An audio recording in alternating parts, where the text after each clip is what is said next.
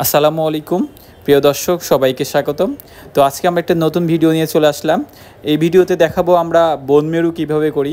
অনেকেই জানতে চান, অনেকেই জিজ্ঞাসা করেন আপনারা বোন মেরুটা কীভাবে করেন। তো আজকে আমরা বোন মেরু কীভাবে করি সেটাই আপনাদের সঙ্গে দেখাবো। তো সবাই সঙ্গে থাকুন।